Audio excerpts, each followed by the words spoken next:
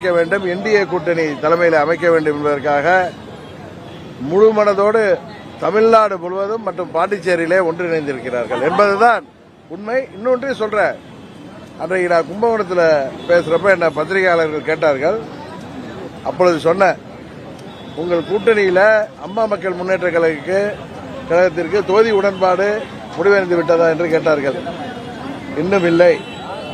நாங்கள் தேசிய ஜனநாயக கூட்டணியில தேசிய அளவிலே தலைமை தாங்குகிற பிஜேபி தலைமை தாங்குகிற கூட்டணியில தமிழ்நாட்டில் அனைத்து இந்திய அண்ணா திராவிட முன்னேற்ற கழகத்தின் தலைமையில் இணைந்திருக்கிறோம். உங்களுக்கு தெரியும், இப்ப 10 ஆண்டுகளாக கொள்கை கூட்டணிங்கிற திமுக காங்கிரஸ்ல இன்னும் உடன்பாடே ஏற்படவில்லை.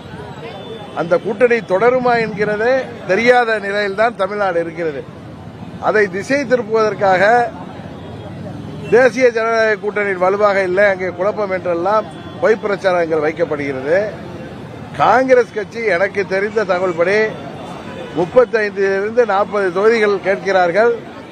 கூட்டணி மந்திரி சபை அமைக்க வேண்டும் என்று கேட்கிறார்கள் என்பதுதான் உண்மை. அதற்கு திமுக ஒத்துக்கொள்ளவில்லை.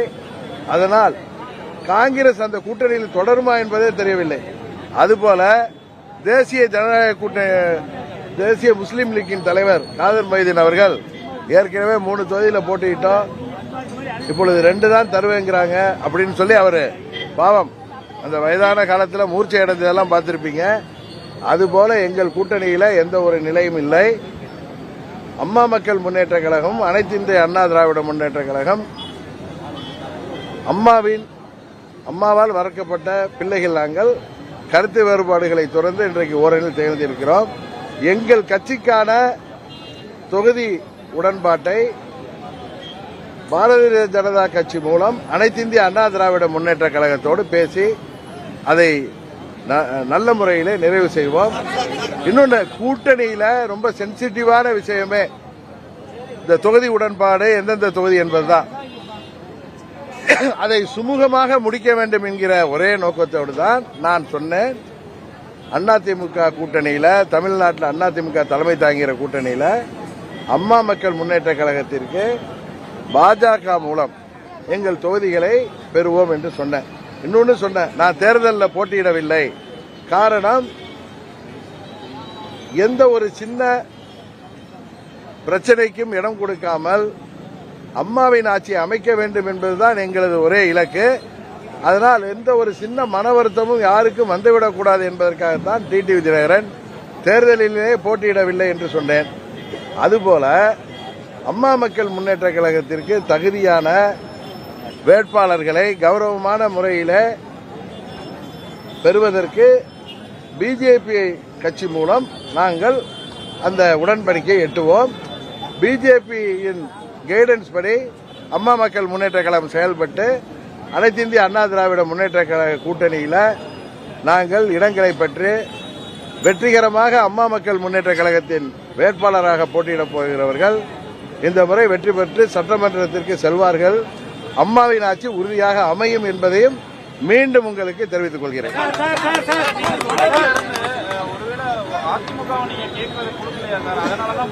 இல்ல, நாங்க இன்னும் கேட்கவே இல்லை.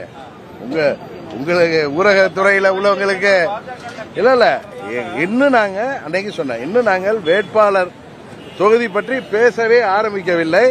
எங்களுக்காக பாரதிய ஜனதா கட்சி அவர்கள் கைடன்ஸ் படி நாங்கள் அனைத்து இந்திய அண்ணா திராவிட முன்னேற்ற கழக கூட்டணியில அவர்கள் உதவியோடு தொகுதிகளை பெறுவோம் என்று சொன்னதுக்கு காரணமே, எப்படி நான் தேர்தலில் போட்டியிட வேண்டாம் என்று முடிவெடுத்தது போல அது யாருடைய வற்புறுத்தலோ அழுத்தமோ கிடையாது. நானே சுயமாக எடுத்த முடிவு. அம்மா மக்கள் முன்னேற்ற கழகம் போட்டியிடும். நாம் போட்டியிடுவதன் மூலம் தேவையற்ற குழப்பங்களை தவிர்ப்பதற்காகத்தான் நான் போட்டியிடுவேன். காரணம், அம்மாவின் ஆட்சி தேசிய ஜனநாயக கூட்டணி தலைமையில் தமிழ்நாட்டில் அமையணும். இந்த மக்கள் விரோத கஞ்சா புகழ் திமுக ஆட்சியை, ஊழல் மலிந்த திமுக ஆட்சியை, சட்டம் ஒழுங்கு சந்தி சிரிக்கின்ற இந்த ஊழல் ஆட்சியை, கொலை கொள்ளை பெருகி இருக்கின்ற இந்த ஊழல் ஆட்சியை, இன்னும் சொல்ல போனால் பெண்கள் உட்பட யாருக்குமே பாதுகாப்பு இல்லாத இந்த திமுக ஆட்சியை முடிவு கொண்டு வர நாங்கள் அனைவரும் ஓரணியில் இணைந்திருக்கிறோம். அவ்வளவுதான். நேற்று கூட பாத்தீங்கன்னா விஜய் பேசும்போது தொடர்ந்து வந்து ஒரு பொருட்டாக எடுக்காம விமர்சனம் பண்ணி பேசுறாரு. எப்படி பாக்குறீங்க சார்? அதாவது நீங்க சொல்றீங்க நாங்க சொல்றேன். தமிழ்நாட்டு மக்கள் நாங்கள் வலுவான கூட்டணி என்பதை உணர்ந்து வைத்திருக்கிறார்கள். யாரோ சில பேர் அவர்கள் தங்களை முன்னிறுத்திக் கொள்வதற்காக பேசுவதற்கெல்லாம் நான் பதில் சொல்ல விரும்பவில்லை. வர ஓபிஎஸ் நிலைப்பாடு அவர் அன்னைக்கே கிளியரா சொன்னேன். அவர் தனிப்பட்ட முறையில் அவருக்கு எல்லா உரிமையும் இருக்கு. எந்த கூட்டணியில வேண்டுமானாலும் போட்டியிடலாம். அது அவருடைய தனிப்பட்ட விருப்பம். ஆனால் மாண்புமிகு புரட்சித் தலைவர் அவர்களின் புகழுக்கும் அவர்களின் புகழுக்கும் களங்கம் விளைவிக்கின்ற விதமாக சட்டமன்றத்திலே அவர்கள் பேசியதை உங்களுக்கு தெரியும். என்ன புரட்சித் தலைவர் அவர்கள் ஆட்சியோடு அம்மா அவர்கள் ஆட்சியோடு திமுக திரு ஸ்டாலின் அவர்கள் மீண்டும் ஆட்சி பொறுப்புக்கு வருவார்கள் என்று சொன்னதை அம்மாவின் தொண்டர்கள் யாரும் ஏற்றுக்கொள்ள மாட்டார்கள். புரட்சித் தலைவரின் தொண்டர்கள் யாரும் ஏற்றுக்கொள்ள மாட்டார்கள். காரணம், புரட்சித் தலைவர் அனைத்து இந்திய அண்ணா திராவிட முன்னேற்ற கழகத்தை உருவாக்கியதே திமுகவிற்கு எதிராகத்தான். அவர் ஒரு 15 ஆண்டுகளும் அம்மா அவர்கள் 30 ஆண்டுகளும் இன்றைக்கு கிட்டத்தட்ட 50 ஆண்டுகளை கடந்து திமுக எதிர்ப்பில் இருக்கின்ற எங்கள் தலைவர்களின் தொண்டர்களை அவமானப்படுத்துகின்ற விதமாக பேசியதை தான் நாங்கள் உண்மையாக கண்டிக்கிறோம். பன்னீர்செல்வம் அவர்கள் கூட்டணிக்கு செல்வது அவருடைய தனிப்பட்ட பொறுப்பு.